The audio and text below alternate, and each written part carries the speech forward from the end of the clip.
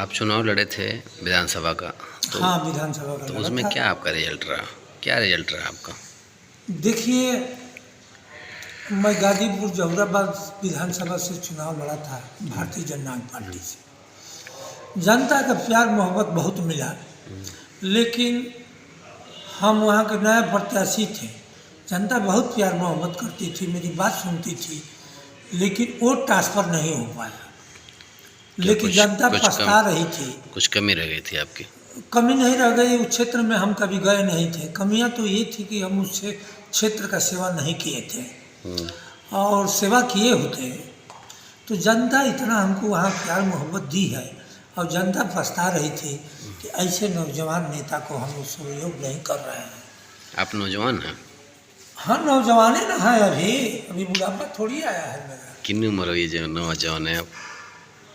कहने का मतलब ये है कि हम लोग छात्र जीवन से राजनीति करके जन सेवा में लगे हैं, और हम लोग अच्छे भाव से जनता की सेवा करते हैं, और जनता की सेवा करते हैं। इसीलिए मैं जाकर जहुराबाद से चुनाव लड़ गया।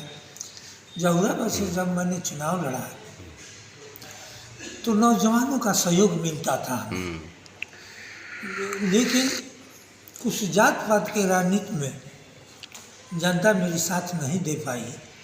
और जब चुनाव ख़त्म हो गया, गणना हो गई, और जब जनता का ध्यान हुआ मेरे तरफ, तो जनता पछता रही थी कि ये कुछ दिन पहले आए होते तो अच्छा लीडर यही है जो धरती के नेता हैं, माने ज़मीन के नेता हैं। ज़मीन पर मैं वर्क करता था, मैं ज़मीन पर खड़ा होकर अच्छा, विधायकी जो चुनाव लड़े थे आप, कुल कितने दिन पहले आपने पर्चा दाखिल किया था? मतलब चुनाव से कितने दिन पहले?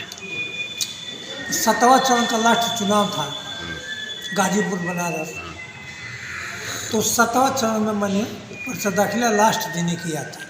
अच्छा, लास्ट पर्चा दाखिला से पहले आप प्रचार में लग गए थे या पर्चा दाखिला के बाद लगा था? नहीं, पर्चा दाखिला करके प्रचार में लगे, पहले नहीं लगा था। क्यों पहले नहीं लगे थे आप? उसका रीज़न था कि हमारी पार्टी और माननीय राष्ट्रीय अध्यक्ष जी लास्ट में घोषणा किए कि अब चले जाइए गाजीपुर जहुराबाद से लड़ना है। तो जब पार्टी का निर्देश हो गया तो 7वां चरण लास्ट चल रहा था, और मैंने लास्ट दिन जाकर पर्चा दाखिला किया। मैं चाहता था कि बलिया से चुनाव लड़ूं अपने जनपद से, तो पार्टी का राय हो गया, कमेटी का राय हो गया, तो उसका पालन तो करना पड़ेगा। जबकि बलिया के आप रहने वाले हैं, अगर आप बलिया से लड़ते तो शायद आपको वोट ज़्यादा अच्छा मिल सकता था। अच्छा मिलता। मैं लोकसभा बलिया से लड़ा था, समाजवादी पार्टी का उम्मीदवार चुनाव हार गए सनातन पांडे जी, मेरे लड़ने की वजह से। बलिया में क्या लड़े थे आप? लोकसभा लड़े थे बलिया से। किस पार्टी से?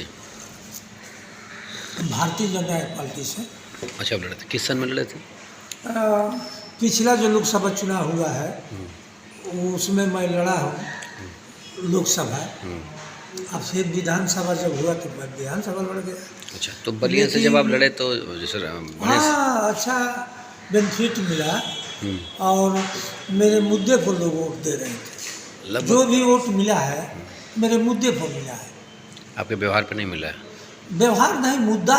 देखिए, जनता एक वोट देती है आपको, तो वो मुद्दे पर देती है, और पढ़े लिखे लोग हमको वोट दिए, क्योंकि हम आरटीपी लेके हमारे राष्ट्रीय अध्यक्ष जी भारत गौरव माननीय संतोष यादव आरटीपी वो फियाल दाखिल किए हैं सुप्रीम कोर्ट में, वो मंजूर हो गया है। क्या मंजूर हो गया है? आरटीपी नहीं, क्या मंजूर हो गया? आरटीपी सुप्रीम कोर्ट ने मंजूर कर लिया है। अब देखिए फैसला क्या है। आरटीपी में क्या मंजूर कर लिया? आरटीपी एक कानून है, राइट टू प्रॉमिस। हम लोग चाह रहे हैं कि एक कानून बने, और कानून के दायरे पे सारे नेता हैं। नहीं तो नेता के झूठ बोलने से जनता भी परेशान है, और ये लोकतंत्र सही दिशा में काम नहीं कर रहा, लोकतंत्र के तहत काम नहीं हो रहा है। हाँ, कानून के तहत काम नहीं हो रहा है। हाँ, अच्छा, लोकतंत्र अच्छा। जब बलिया आप चुनाव लड़ने गए थे तो बलिया में कितना दिन से आप प्रचार प्रसार में लगे थे? वो भी हम लास्ट में गए थे। क्यों? पार्टी का निर्देश हुआ कि आप चले जाइए फलाने जगह चुनाव लड़िए। तो लास्ट में ही क्यों निर्देश होता है आपका? अब पार्टी के राय भाई, अब पहले से हमको कह देते, 2 साल पहले से लगा देते, 3 साल पहले से लगा देते, तो मैं अपना जनता सेवा वहाँ करता। इस तरह से तो मैं प्रदेश उपाध्यक्ष हूँ उत्तर प्रदेश भारतीय जनता पार्टी के, तो हम तो प्रदेश देख रहे हैं और लास्ट में भेजा जाएगा कि चले जाइए आप मुरादाबाद लड़ लीजिए, फलाना धमाका लड़ लीजिए। तो भाई पार्टी में जो निर्णय हो गया कमेटी का, उसका तो भाई पालन करना पड़ेगा। पार्टी से तो धोखा किया नहीं जाएगा। नहीं नहीं। तो जो पार्टी का निर्देश होता है कमेटी का, उसका मैं पालन किया। दोनों बार हमको लास्ट में चुनाव लड़ने के लिए भेजा गया। अच्छा। इसलिए मैं विफल रहा। लेकिन जो हमारा मुद्दा है, कोई सताए हमें बताए। हमारे पार्टी के स्लोगन है, कोई सताए हमें बताए। तो हमारे कहने का मतलब ये है कि अब जनता परेशान हो गई है पार्टियों से। अच्छा अच्छा, एक ठीक है ठीक हमारी है नई पार्टी है। ठीक है ठीक है। 2 बार आप लड़े, कोई नई पार्टी नहीं रह गई है। हाँ। ये भी एक पार्टी हो गई है। हाँ, मतलब आपकी पार्टी हो गई राज्य है। पार्टी है। सही बात है। दूसरी चीज़ देखिए, अब आप ये कहेंगे कि कोई नई पार्टी है तो अच्छा नहीं लगेगा, क्योंकि आप 2 बार लड़ चुके हैं, एक लोकसभा लड़ चुके, एक ना विधानसभा ना लड़ ना, चुके। सही बात है। 10 साल हो गया, तो सर, 10 साल की चीज़ों को आप जनता जात पात में उलझ नहीं गई नहीं थी। नहीं नहीं देखो, नहीं इसलिए नहीं कह सकते क्योंकि आपके बाद की तो भीम आर्मी वाले हैं, आपके बाद की तो और पार्टियां हैं, तो आगे निकल गई। कहीं न कहीं आपकी मेहनत करने में कोई कसर रह गई, मुझे लगता है। हाँ हाँ, कसर रह गई, मैं मानता हूँ। वो आपकी टीम में कसर है या आप में कम है? निगलेक्ट नहीं किया जाएगा, हाँ, मैं मानता हूँ। क्योंकि कि देखिए हमने आपकी कमियां आपकी बात की पार्टियां जो हैं वो आगे निकल गई, हाँ हाँ जबकि आप 2 बार लोकसभा लड़ चुके हैं, जबकि ये लोग तो अभी पहली बार शायद लड़े। हाँ, कुछ पार्टियां ऐसी भी हैं पहली बार लड़ी हैं। हाँ। तो ये कहाँ क्या मामला है? मतलब जो आप अपनी पार्टी को बार बार बोलते हैं कि नई पार्टी है और उसको बढ़ा नहीं पा रहे हैं, क्या रीज़न रहा? नहीं देखिए, हम बढ़ा रहे हैं, मेहनत कर रहे हैं। कहने का मतलब ये है कि जो मैं मुद्दा लेकर आया हूँ जनता के बीच में, वैसा मुद्दा किसी का है नहीं। देखिए बात उसकी नहीं है, ये तो बात आप 50 बार बोल चुके हैं, ऐसा मुद्दा किसी के पास नहीं है, ऐसा मुद्दा किसी के पास नहीं। ठीक है, आरटीपी किसी के पास मुद्दा नहीं है, मैं वो बात नहीं कह रहा हूँ। लेकिन मैं ये पूछना चाहता हूँ कि आपने अपनी पार्टी को बढ़ा नहीं पाए, यानी प्रदेश स्तर पर भी आपने अभी चर्चाओं में नहीं आ पाए हैं। ऐसा क्या, मतलब क्या आप कर रहे हैं? ऐसी आपकी टीम कौन सी काम ऐसा कर रही है जो देखिए, सारी पार्टी जन धन धन से चुनाव लड़ रही है। हमको जनता के माध्यम से लड़ना है। हमारी पार्टी के पास धन नहीं है, तो हमारा विकास धीरे धीरे हो जाएगा और हम लोग जनता के हर गांव में, पूरे भारत के कोने कोने में हम लोग पहुंचना चाहते हैं, अपनी बात रखना कब चाहते पहुँचेंगे, कब पहुँचना चाहेंगे? अभी आप कितने लोगों से, अभी जैसे मान लीजिए आपने वहाँ लड़ा था विधायकी, उसके बाद आप क्षेत्र में कब गए दोबारा? विधायकी हारने के बाद कभी गए? कभी नहीं गए? हैं। पूरे उत्तर प्रदेश की जिम्मेवारी जब हमको दी गई है तो हम एक क्षेत्र नहीं न देखेंगे। लेकिन मैं ये कहना चाह रहा हूँ, जैसा आपने कहा कि मैं लोगों में वो जाऊँ, जाने के लिए तो हम 100 बार जा चुके हैं। कहाँ हारने पे? के बाद चुनाव बलिया में। बलिया में और जहूराबाद में अच्छा। मैं 100 बार जा चुका हूँ और जनता के दुख सुख में जहाँ तक मुझे ज़रूरी महसूस होता है या कोई बात होती है तो दुख सुख में मैं जाकर सम्मिलित होता हूँ। अच्छा अच्छा। हाँ, तो अभी प्रदेश के किन्ने कौन कौन विधानसभा या लोकसभा क्षेत्र में आप जा चुके हैं? अब की बार तो हम लोग 80 नहीं, मैं ये नहीं पूछ रहा हूँ, मैंने ये पूछा उत्तर प्रदेश के किन लोकसभा क्षेत्रों में या विधानसभा क्षेत्रों में आप जा चुके हैं? अपनी टीम बनाने के लिए कितने क्षेत्रों में जा चुके हैं? हम पूरे पूर्वांचल में अपना टीम बना लिए हैं और पश्चिम में अब हम लोग शुरू किए हैं। अच्छा, गोरखपुर में टीम आपकी बन गई है? हाँ हाँ, अपने गोरखपुर के जरा अपने सदस्य या अपने जो जिस पद पे जो है उसको जाना। हमारे जिला अध्यक्ष हैं वहाँ रविंदर प्रजापति हैं और उपाध्यक्ष हैं अरुण गौतम। हम ये हैं और कमेटी पूरा वहाँ तैयार हो गई है। देवरिया? देवरिया भी तैयार हो गई है। देवरिया अध्यक्ष किसको आप बनाए हैं? वहाँ वो अभिषेक पांडे जी हैं जिला अध्यक्ष हमारे। अच्छा। बलिया में वो प्रमोद यादव हैं। अच्छा। गाजीपुर में साधु यादव हैं। अच्छा। ऐसे ऐसे तमाम सारे लोग हैं। तो अभी आपने 4 ही जिला बताया, इतने जिलों में? सारी जिला नहीं बताया। बस्ती में वो अभिषेक मिश्रा है। खैलाबाद, संत कबीर नगर? संत कबीर नगर में हमारे उपेंद्र पटेल हैं। और बस वो उसमें अयोध्या में अयोध्या में देवेंद्र यादव हैं। फैजाबाद कौन देवेंद्र यादव, जो वो नौकरी वोकरी वाला जो मामला फंसा था वही क्या? नहीं, देवेंद्र यादव बहुत अच्छे समाज सेवी हैं। अच्छा ठीक ठीक, कोई नहीं। हाँ, इनाम गिराने से नहीं होगा। अच्छा, हम लोग नहीं कमेटी नहीं, का मैं ये जानना चाहता हूँ कि वाकई में कितने जिलों में अभी तक आपके जिलाध्यक्ष चुने जा हमारे चुके हैं? 80 जिला में नहीं, 75 जिला में हमारे जिलाध्यक्ष हम लोग बना लिए हैं। लखनऊ के जिलाध्यक्ष किसको बनाया आप? वो संदीप यादव हैं हमारे यहाँ के लखनऊ के जिलाध्यक्ष। हम तो इस पर बहस नहीं है। बहस ये है कि हम लोग इस बार 250 सीटों पर पूरे देश में चुनाव लड़ेंगे। चुनाव लड़ेंगे पूरा देश में कि और प्रदेश में? बहुत तेजी के साथ हम लोग विस्तार कर रहे हैं। देश में या प्रदेश में? अब अभी जो देश में 24 का चुनाव होने वाला है, 24 में 80 सीट तो उत्तर प्रदेश लड़ेंगे ही लड़ेंगे। ये विधायकी का होने वाला है 24? नहीं, लोकसभा होने वाला है। अच्छा, सांसदीय का होने वाला है। और सांसदी में हम लोग 250 सीट पूरे हिंदुस्तान में लड़ेंगे। तो ये बताइए कि अब तो 24 में चुनाव है ना? हाँ, 24 तो में 24 तो आ गया करीब, तो अभी से तैयारियां हो रही हैं कि नहीं हो रही हैं? तैयारियां हो रही हैं। हमारी कमेटी खड़ी है और सारे लोग मेहनत कर रहे हैं। राजस्थान में प्रदेश अध्यक्ष, बिहार में प्रदेश अध्यक्ष, उत्तरांचल में, हरियाणा में, दिल्ली में सारे हमारे प्रदेश अध्यक्ष अपना तैयारी कर रहे हैं और हम लोग कमेटी बना चुके हैं। हम वो तोड़ जवाब देंगे। और कि अगली बार जो बीजेपी से लड़ाई होगी वो भारतीय जननायक पार्टी की होगी। मुद्दे और हम लोग नया विचार, नया ताज़ा विचार, हर व्यवस्था लेकर आए हैं। नया सोच, नया विचार और स्वच्छ राजनीति हम लोग चाहते हैं कि देश में किया जाए। और सारी पार्टियां भ्रष्ट हैं, सारे लोग लूटने के काम कर रहे हैं। ठीक है, अभी जो 2024 की तैयारी आपकी चल रही है, तो 2024 में कुछ प्रत्याशी तो ऐसे होंगे जो कंफर्म हो गए होंगे कि कौन कौन कहाँ से लड़ेगा? कुछ तो होंगे सारे। ये हमारी राष्ट्रीय कमेटी बताएगी। अभी हम तक के लिए प्रदेश उपाध्यक्ष हूँ तो क्या तो प्रदेश उस उपाध्यक्ष? हैसियत से बताऊंगा ना। अब पूरी कमेटी किसका किसका नाम चयनित हुआ है मैं इसको बता सकता हूँ, लेकिन अभी माननीय राष्ट्रीय अध्यक्ष से, माननीय संतोष यादव से मिलने के बाद ही कमेटी बैठेगी, तय करेगी। जब लिस्ट हमको मिलेगा तब हम उत्तर प्रदेश के बता देंगे। और प्रांत का तो जो अध्यक्ष है वो बताएगा। हमारे प्रदेश अध्यक्ष बताएंगे, धीरेन्द्र गुप्ता जी। मैं तो प्रदेश उपाध्यक्ष हूँ, तो जब हमको प्रदेश अध्यक्ष का जो आर्डर मिलेगा, आदेश मिलेगा, उसको मैं पालन करूँगा। अच्छा, अब आप में कितने लोग होते हैं आपकी टीम में? एक मुख्यमंत्री का पद जो होता है, जो एक पार्टी का टीम होती है, जैसे राष्ट्रीय अध्यक्ष हो गया, उपाध्यक्ष हो गया, तो ये कितने लोगों का मतलब सदस्यता होती है? मेन सदस्य कितने लोग होते हैं? अरे प्रदेश स्तर पर 9 होते हैं। हाँ, पहला। और उसके बाद से जिला पर, और वहीं गांव का स्तर है, प्रदेश स्तर वहीं इंडिया का स्तर है। प्रदेश स्तर पे जो 9 लोग आपके हैं, उन 9 लोग आप नाम बताए, कौन किस पद पे है? मैं प्रदेश उपाध्यक्ष हूँ, तो उपाध्यक्ष 4 हैं। एक तो आप हो गए कलका चौधरी जी। हाँ, आर.के. सिंह हो गए, आर.के. सिंह हो गए, अरविंद हो गए, अरविंद हो गए, और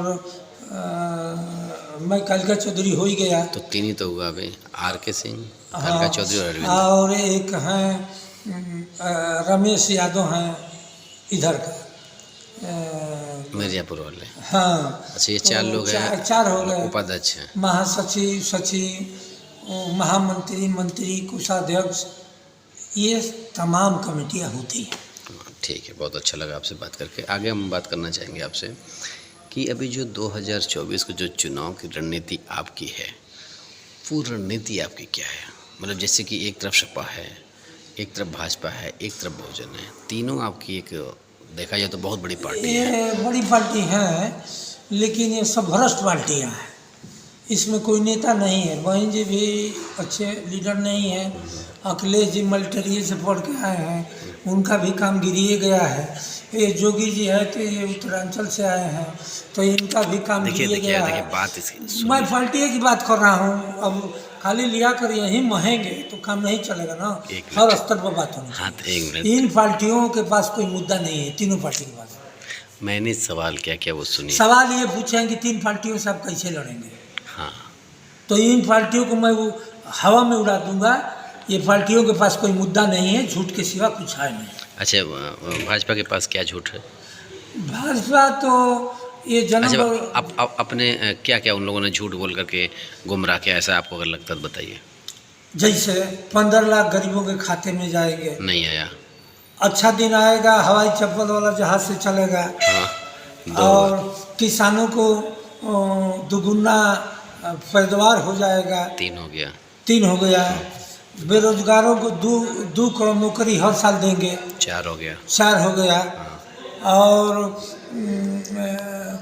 हर गांव में शौचालय बनवा देंगे, 5 हो गया। 5 हो गया, हर गरीब को हम आवास देंगे, 6 हो गया, और पेंशन देने के बाद किए थे, और किसानों को आधा बिजली छूट करने के लिए बोले थे, और ये बोले थे कि गन्ने का भुगतान 10 दिन के अंदर, 15 दिन के अंदर सारे किसानों का हो जाएगा। चलिए, 7-8 था, तो आपको लगता है कि 7-8 बातें झूठ हैं, जबकि जनता तो बोल रही हो गई ये 7-8? देखिए, ये 7-8 नहीं, जब जगते हैं आज सोने के टाइम तक ये भाजपा वाला सिर्फ झूठ बोलते हैं। नहीं नहीं, आपको ये लग रहा है झूठ है, लेकिन ये तो जितने मुद्दाओं पे आप बात किए हैं, सारे मुद्दे तो पूरा की जा रही है, सारे किसान तो पा रहे हैं, किसान पा रहे हैं, बिजली कोई किसान नहीं, ना बिजली इतनी महंग हो गई, गैस सिलेंडर महंग हो गया, खाद महंग हो गई, खाद भी सारा महंग हो गया, रोजगार खत्म हो गया, ठीक है, सारे एयरपोर्ट बेच दिए गए, रेलवे बेच दिया गया, लाल किला बेच दिया गया, कुछ बाकी है बेचना बिकने वाला है, तमाम सारा बेच दिया गया। अच्छा, ठीक है। बनाए कुछ नहीं, एक ईंटा नहीं रखे, एक सरकारी कंपनी नहीं बनाए, और सारे सरकारी कंपनियों को भी बेच दिए, और बेरोजगारी लिया दिए। ये लोग बेरोजगारों को मार कर ख़त्म करके, गरीबी ख़त्म करके नहीं, गरीबों को ख़त्म करके ये लोग गरीबी दूर करना चाहते हैं। 2 आदमी के हाथ में पूरे हिंदुस्तान को, अडानी अंबानी को देना चाहते हैं। मैं एक सवाल पूछना चाहता हूँ, ठीक है, आपने बीजेपी की आपने बताया कि उन्होंने ये मुद्दा कहा था और नहीं किया, ठीक है, वो आपके हिसाब से लग रहा नहीं किए, लोग जनता के हिसाब से किए। देखिए, वही उतने तक नहीं भाई, सुनिए, हाँ, बताइए बताइए, और सुन लीजिए, बताइए। एक तो ये जतवादी सरकार है। अच्छा, ठीक है, आप क्या बाइकआउट और दलितों का, नौजवानों का आरक्षण लूट लिया गया, भर्ती नहीं हो रही है, और जो भर्ती हो रही है मेडिकल कॉलेज और यूनिवर्सिटी में, और जो भी हो रही है सिर्फ जनरल की हो रही है, जो मुंसब की भर्ती हुई टोटल जनरल। और सुनिए, जो पाखंडी हमारे मुख्यमंत्री झूठा है यहाँ उत्तर प्रदेश में जो बैठे हैं, जो कहते हैं कि हम साधु हैं, साधु हैं नहीं। देखिए, एक बात सुन लीजिए, जो बात रहे वो करिए, ये इतना आतंक, इतना किसी पे ब्लेम मत लगाइए, इतना आतंक फैला दिए हैं। सरकार की बात करिए, किसी ब्लेम न लगाइए, आप अपनी रणनीतिक बात करिए। अरे विलम्ब नहीं लगाएंगे तो कैसे जनता जानेगी? हाँ, वो आप चुनाव में करिएगा, अभी रणनीति बात हो रही है। अच्छा, दूसरी चीज़ बताइए, जैसे बीजेपी की हमने बात बताई, अब ये बताइए कि समाजवादी पार्टी ऐसी कौन कौन बातें कही थी जो अपने सरकार काल में नहीं पूरा की थी? देखिए, हाँ, आराम से बोलिए, जो भी बोलिए। जो समाजवादी पार्टी सारा अपना मिशन पूरा किया, तब कैसे आप उससे लड़ पाएंगे जब आप कह रहे हैं कि उसका नेता जो बेकार है, वो नेताजी जिंदा थे तो उनका मिशन चलता था। अरे भाई, गरीबों को न्याय मिलती थी, दलित और बैकवर्ड और अल्पसंख्यक को सम्मान मिलता था। अखिलेश जी जब से आ गए, तो आप उनके अपोजिट चुनाव लड़ रहे हैं, उनसे लड़ने जा रहे हैं, उनको वो बताने जा रहे हैं। बढ़ाना है, किसी का अच्छाई है उसको बोलना चाहिए। नेताजी के ज़माने में, मैं आपसे रणनीतिक बात कर रहा हूँ, अच्छाई बुराई की मैं बात, मैं ये कह रहा हूँ कि आपने भी कहा कि मैं भाजपा, सपा और बहुजन से लड़ूंगा, तो कैसे लड़ेंगे? जब वो आपसे अच्छे हैं तो कैसे आप लड़ेंगे उनके साथ? वो अच्छे नहीं है, नेताजी अच्छे थे। मैं अभी भी क्वेश्चन मेरा ध्यान से सुनिए। अखिलेश जी का बस का नहीं है। अखिलेश जी, आखिर अखिलेश जी ने ऐसा कौन सा काम किया कि जो आप जनता को बता सकते कि इन्होंने ये कहा और ये नहीं किया? कौन सा ऐसा काम? एक बात सुनिए, जो भी सरकार बनती है कुछ ना कुछ करती है, लेकिन अखिलेश के ज़माने में जितने यादव पीटे गए वो जेल गए, उतना इस सरकार में तो जा रहे हैं तो ठीक है, कहें कि सरकार विपक्ष भाजपा जो है यादव, मुसलमान और दलित को टारगेट बना रही है, लेकिन अखिलेश के ज़माने में भी यादवों को मारा गया, पीटा गया, यादवों को सम्मान नहीं मिला। मतलब आज भी बाल्टा लेके भोरे भोरे अच्छा, निकलते हैं। ठीक है, ये तो बात हो गई कई बार। अखिलेश ने बैकवर्ड को बर्बाद, तो यही एक मुद्दा लेकर आएंगे अखिलेश का अपोजिट, बस कि यादव को मारा गया, यादव बैकवर्ड को, बस। और अरे यार हमारी सुनिए ना, रोजगार भी नहीं मिला। हाँ, और सम्मान तो छोड़िए, रोजगार में ये सम्मान को देखते थे। ये अपने को ये जानते थे, आर्मी से पढ़ के आए थे कि हम सामान्य हैं। और जब गंगा जल से, जब जोगी ने गंगा जल से इनके कुर्सी को धोया, तब इनको पता चला कि आए हम बैकवर्ड हैं। पहले नहीं जानते थे कि बैकवर्ड है। आज जब भाजपा वाले मंत्र पढ़ के, ये तो गणेश जी को दूध पिया देते हैं भाई ना, तो इनके कुर्सी को जब गंगा जल से धोए, तो अब इनको पता चला कि यार हम तो सम्मान में शादी कर लिए हैं, हम तो जानते थे कि सम्मान हो गए हैं। अब इनको महसूस हुआ है कि हम ओबीसी हैं, ओबीसी अब पता चला है। अच्छा, और इनको ठीक है। अब आपके, मैं समझ गया आपकी मुद्दा की बात आप नहीं कर रहे। हाँ जी। आप मुद्दे पाइए। हाँ, मुद्दे पे बोलिए। मुद्दे पे ये बताइए कि सपा सरकार ने क्या कही जनता को और क्या नहीं कर पाई, वो सिर्फ बताइए। इन्होंने क्या क्या वादा किया जो किया नहीं, जो जनता को बताना चाहते हैं। अरे भाई कुछ नहीं किया। तो क्या कुछ नहीं किया। क्या वादा किए थे अखिलेश जी के जो किए नहीं, वो बताइए। जैसे भाजपा अब के, मैं क्या बताऊँ, बात खत्म करिए। अखिलेश जी का नाम लेते हैं तो हमको गुस्सा आती है। अच्छा, बात ये है। हाँ, बात ये है। चलिए ठीक है। नेता नहीं है, नेता का नाम लेते तो कुछ बता। ठीक। अब मायावती जी पे आ जाइए कि मायावती जी ने के अपोजिट भी आप लड़ेंगे, तो उनसे और आपका क्या मतलब वो रहेगा? देखिए, बहन जी को प्यार मोहब्बत पैसा से है, दलितों से नहीं है, बैकवर्ड से नहीं है, अल्पसंख्यक से नहीं है। बहन जी को पैसा से मतलब है। पैसा लेकर भाजपा की सरकार जो चल रही है उत्तर प्रदेश में, ये बहन जी ही बनवाई हैं, डर के मारे कि हम CBI ED के डर से। बहन जी पूरा हर जगह समर्थन कर दी, पूरा उत्तर प्रदेश में एक सीट निकला। जैसे मायावती जी को तो दलितों का भाई माना जाता था कि नेता है। अरे भाई, दलित क्या करे, दलित दिन भर पीटे जा रहे हैं, गाली सुन रहे हैं। बहन जी को घर में से निकलना नहीं है, फरमान जारी करती है। मानव कांशीराम के मुद्दा भूल गई, बाबा साहब की मुद्दा ये भूल गई हैं। सामान्य लोगों को लिया कर साथ में रखती थी और सामान को कमाने का काम करती थी। दलित बैकवर्ड और संख्यक पर ध्यान नहीं देती थी। इनका काम गिर चुका है, ये ख़त्म हो चुकी हैं। दलित बैकवर्ड और संख्यक जान गए हैं कि इनकी बस का नहीं। क्यों आज भी तो मायावती जी के नाम पे दलितों का वोट गिरता है जिधर चाहती आज अब भी तो, नहीं गिर रहा है। क्यों? पहले गिरता था। अभी आपने कहा है कि इन्होंने ही दलितों का वोट भाजपा की तरफ कराया है, तो जब इनके नाम पे गिरता है तभी तो। अगर 10% 5% आपने बढ़ा दिया है तो चुनाव जीत गया ना। तो ये अब पूरा उत्तर प्रदेश अच्छा, जानता है, ठीक है। देश जानता है कि बहन जी ने भाजपा का मदद किया। अच्छा, तो आप आज किस, मेरा सोटा किस पर गिर रहा है, दलित पर। चलिए ठीक है। अब तो आपने बता दिया, सामान की बात बता दिया, OBC की बता दिया, SC के, तीनों की बता दिया, तीनों सरकार की आपने बातें बता बहन दी। जी खत्म है। बहन ठीक जी है, के बारे में मत। अब ये इतना बताइए। पैसा लूटी है कि ED और CBI बस दिखाते हैं कि पैसा लेकर समर्थन करते हैं। अच्छा, अब ये बताइए कि आप जो चुनाव में आने वाले हैं 2024 में, हाँ। तीनों की तो आपने बात बता दी। तो अब ये बताइए कि इन तीनों में से किसको आप जोड़ना चाहेंगे जिससे आपका वोट बैंक बढ़ जाए? हमको किसी को नहीं जोड़ना, न यादव की सरकार, न ठाकुर की सरकार, न दलित की सरकार। हम लोग जनता की सरकार लाना चाहते हैं। एकदम आपने सही कहा। जैसे आपने कहा हम ना, जनता को जोड़ेंगे, हम इसमें जात पात नहीं हम करेंगे। नहीं जात बात की बात नहीं है। जैसे मान लीजिए दलितों का वोट मायावती जी के पास है, अखिलेश जी के पास माना जाता है, अब यादव का किसी वोट के है, पास नहीं रहेगा ना, सब योगी जी के पास ठाकुर और ब्राह्मणों अब का वोट देखिए, है, यादव गए, ये माना जाता है। जैसे आपने मेरी बताया। बात सुनिए, यादव गए अखिलेश जी के साथ, तो उनको कुछ मिला नहीं, ये बड़ा दूध बेच रहे हैं। दलित गए बहन जी के साथ, तो दलित जस के तस हैं। और ठाकुर गए हैं भाजपा के साथ, तो ठाकुर थोड़ा दबंग जाति है। कुछ लोग दबंग हैं जो कमा ले रहे हैं, और 80% ठाकुर कमा नहीं पा रहे हैं। ठाकुर को लोग कह रहे हैं कि ठाकुर मतलब कमा रहे हैं। आपका कहने का मतलब है कि ठाकुर ठाकुर ब्राह्मण भी नहीं कमा पा रहे हैं भाई। मतलब ठाकुर ब्राह्मण भी परेशान है इसमें भाजपा में, बस लोग झूठा हल्ला कर रहे हैं। आपका कहने का मतलब है एकदम उन लोगों के पास भी कुछ नहीं है, बच्चों को फीस देने का पैसा नहीं है ठाकुर और ब्राह्मण के पास भी, वो भी बेचारे कमा नहीं पा रहे हैं।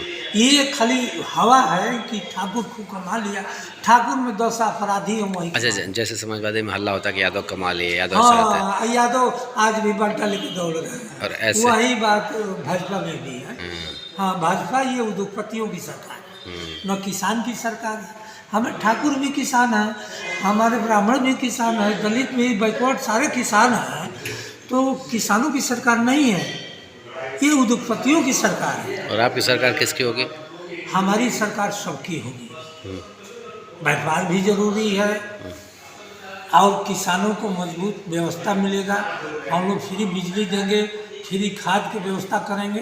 किसान हमारे देश को इतना आगे ले जाएंगे, जब ये फ्री हो जाएगा तो पूरे विश्व में एक नंबर पर पहुंचा देंगे। काहे कि 80% कृषि में हमारा देश 80% गांव में लोग कृषि पर आधारित। अच्छा, एक बात और बताइए, जब तीनों पार्टियां उतरेंगी, तीनों नेताएं फील्ड में उतरेंगे, उसके अलावा आप पार्टी भी आने वाली है शायद, तो आप पार्टी आएगी, आपके सामने लड़ेगी? वो आप पार्टी जो है ये वो आरएसएस का लड़का है, आरएसएस का बच्चा है वो आप पार्टी।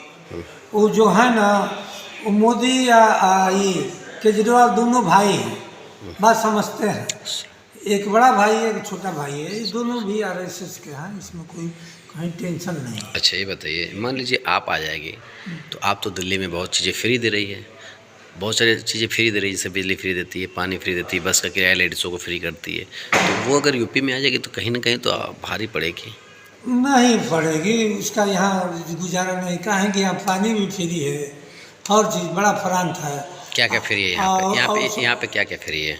सुनिए, पानी फ्री है? नहीं सुनिए ना, दिल्ली को अगर उत्तर प्रदेश पानी न दे तो दिल्ली में पानी मिलेगा नहीं।